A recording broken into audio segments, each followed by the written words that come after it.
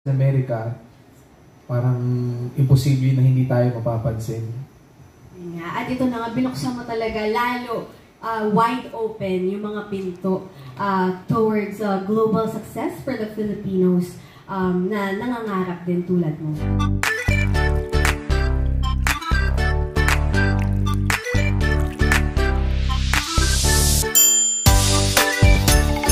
Okay, now ito naman, siya na ang magtatanong. We have our friend from Rappler, Philip Martin Mattel. Hi! Hi! Hello. So Frollo, congratulations. Welcome home dito sa ABS-CBN. Tanong ko lang, since naipamalas mo na yung talento mo sa world stage, naipakita mo ang galing ng Pilipino, sino ba yung parang pangarap mo na makaduet ba sa, kumbaga, maglabas ka ng new music o kaya ng cover in the future? Are we talking about the Philippines? Either local or international. I would start internationally since I am recognized in America. The dream duet would be Michael Bublé in a record, of course, and I think there would be a chance also to record with an international Filipino, Nicole. Maybe Miss Lea Salonga or Olivia Rodrigo, kung ano yung mga or her, yung mga Filipinos na kilala na sila abroad. Apple Diap, ayun, marami pang mga international dreams, and I think that is really a possibility now that I am working with people that's really good in music. Thank you. Thank you. Thank you. When you mentioned Nicole Scherzinger, no? Yes. Oo, ang dami nga nating mga dami natin yung Filipino na nakilala na doon. Dream pa lang naman yun. Of course, don't forget Bruno Mars. Oh my God, Bruno Mars. Uy, di ba, guys? Pagkaroon kayo ng hat eh. Di ba may hat? Oo. Yes, wait lang, sundutin ko na rin yun. Hindi nyo pa ba napapag-usapan ni Coach Michael? Yung possible collaboration, like, baka napag-kwentuhan nyo na I would love to do this song with you. Actually, may mga napag-usapan na, and dahil nga, di ba, kaka-recent lang nung LA fire, so yung mga trabaho kasi doon medyo naging delay, and nasa Vancouver din siya, and then he's been making some other things than music itself and the voice. So, remote lang yung communication namin, and even last night, supposedly mag-usap kami. He called me, kaso hindi ko siya nasagot kasi nakalimutan niya yata na nasa Pilipinas ako. He called me at 3 a.m. So sabi ko, morning ko na siya nasagot. Sabi niya, sige bukas na lang tayo mag-usap. So, ganun pa rin yung communication namin. It's very, very active. So, yeah, excited ako. 3 a.m. tumatawag si Michael Bublé. Nakakilig naman yun. How about local? Meron ka bang gustong maka-collaborate? OPM icons for sure. Pinaka-dream ko talaga to work is Regine Velasquez, Mr. Ryan Cayabyab, our national artist, Sir Louie Ocampo, and Ogie Alcacid, Marty Rivera, lahat po ng Gary Valenciano, lahat ng icons na sobrang naging pillars na sila ng OPM music. If I would be given a chance, I would be very, very excited to work with them. Especially, I had a chance to perform nung recently nag-concert yung OAC, Sir Ogie Alcacid, Louie Ocampo, and Mr. Ryan Cayabyab. I had a glimpse of how it is so awesome to be performing on stage, or just people watching na, grabe dati napapanood ko lang to sila, or dati ko na silang recognize as their icon names, and now I am singing and performing with them. So, it would be my honor talaga. I saw one of your interviews na medyo may influence or merong role pala si Miss Regine dun sa iyong journey sa The Voice. Alam naman natin, Miss Regine has been the most sought after artist and singer in the Philippines.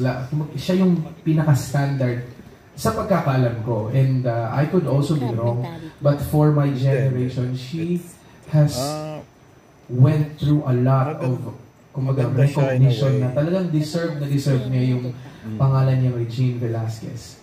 So, nung nasa The Voice ako, I really used that factor na kung si Miss Regine ay na-transcend niya lahat yung energy niya with music, not just in the Philippines, not in Asia, but internationally and globally, it might as well work for me. So I tried and it really worked. Chinanel mo. Oo, chinanel ko yung pagka-Regine, no? Yun pala yung magiging factor pala yung hindi lang pala babae at dala, hindi pala limited yung sa panahon ngayon, hindi na limited sa pagiging babae kung gusto mong maging Regine Velasquez. Kasi nagbigyan ko nga ng chance na to explore how Miss Regine is performing or how is she on stage. In-apply mo yung style niya sa boses mo, gano'n. Yeah. Oo. Yeah. And congratulations talaga. Dahil nag-work nga naman talaga. Oo. Pero of course, you have your own style and we're so proud of you sa pag-showcase ko na lang to, tama, minanage ko na lang yung how to showcase it through the Sophronia way. Yeah. Right. Feeling ko, parang kinailangan mo lang din ng confidence. Kung si Ali Rich na kinaya. Yes. Pero sa ngayon, let's go to our next friend from the media. It was such an honor kasama po natin siya ngayon from ABS-CBN News TV Patrol, Mr. MJ Felipe! Yay! Congrats, Sof! No, na-curious na ako kanina kasi sinabi na surprise na merong life story special na gagawin sa'yo. May mga details na ba to? Like, who would you wish to play Sophronia's role? O ikaw mismo yung gaganap nun? Aarte ka na rin ba? Alam mo, pag tinatanong talaga ako, actually nagkaroon na kasi talaga kami ng meeting, mayroon ng briefing, mayroon ng storytelling, mayroon ng interview, and tinatanong ako kung excited ba ako to act on. Kaso, na-challenge mo ako, sabi ko mukhang gusto ko na lang kumanta, pero kung balak talaga nilang ipasok ako, Batang Quiapo na lang kahit yung mafia yung role ko. Huwag lang yung iyak-iyak kasi hindi ko kaya yata, pero hindi ko alam. I mean, everything now is a possibility, so I'm just blessed. Pero do you have a wish list? Sino gusto mong gumanap na Sophronio? I am so hooked up with the new teleserie now. He's been so famous, Incognito. Yeah, so sana mabigyan ako ng pagkakataon. Elijah Canlas would be a great one. Yes. He's really good in acting. Yeah. Saka kumakanta rin siya. See? Sana. Good choice. Pero mukhang medyo mas payat siya sa akin. Kaya niya. Yeah. Alright, thanks, Sof. Thank you, Mr. MJ Felipe. Now let's have Mr. Eugene Assis from People's Journal and gnews.ph. Hello, sir. Hi. Kumusta po? Mabuti. Anyway, yung question ko sana, na itanong na kanina, yung tungkol sa if you're interested in an acting career, tapos kung ano yung gusto mong role kung sakali. So, iibahin ko na lang yung question. Okay? So, my question is very simple. Kumusta na ang love life mo ngayon? Marami nagtatanong yan. Alam niyo, sir, so yung love life niya pag-uusapan, sobrang blessed ako kasi I am just happy now. So whether sabihin ko sa inyo na may jowa ako, hindi kayo maniniwala. Sabihin ko wala akong jowa, hindi kayo maniniwala. So I just wanna say I am happy right now at kung sino man ang nagpapasaya sa akin, I'm just happy. Mm-hmm. Everybody's making you happy. Yeah. Okay. Thank you very much. Thank you, sir. Thank you. Nadali mo ako dun, sir. Sana sinagot ko na lang yung acting. Pero sagutin ko na lang, sir. Pwede ba? Yeah. Kung gusto niyo akong maging acting talaga, sinabi ko na papasok. Gusto ko talagang pumasok sa Batang Quiapo. Yung role ko, kakanta ako, pero akala nila kakanta lang ako. Sa likod, mafia pala ako. Yung mga role kong gano'n, marami akong gano'n. Hoy, alam mo ba, di ba kakadagdag lang ng cast sa Batang Quiapo? Ganyan din nag-start yung iba dun na, yung medyo hinihiritan lang si Sir Coco Martin na, uy, pasok mo naman ako sa Batang Quiapo. Direct! Tapos nangyari nga, so sige, bibigyan kita ng pagkakataon ngayon kung nanonood si Mr. Coco Martin. Direk Coco, alam niyo naman, sobra akong fan. Kapag po kailangan nyo ng pamalit kay Rigor, pwede po. Okay. So, abangan po natin yan. Sa mga nanonood, pakisend po ito kay Mr. Coco. Oo, kasi gusto ko talaga Gusto ko talaga? Incognito, gusto ko kasi action. Gusto ko action. Kahit na 1 week lang, tas mawawala ka agad ako kung magbabarilin ako, okay lang sa akin. Basta lang makita ko, ayan, nag-acting. Gusto ko kasi, pero wag lang yung mga rom-com, yung mga, hindi ko kaya yun kung nahiya talaga ako, papagalitan ako sa director, kakakap. Uy, sige, abangan natin yan. Okay. Now, let's go to our next question.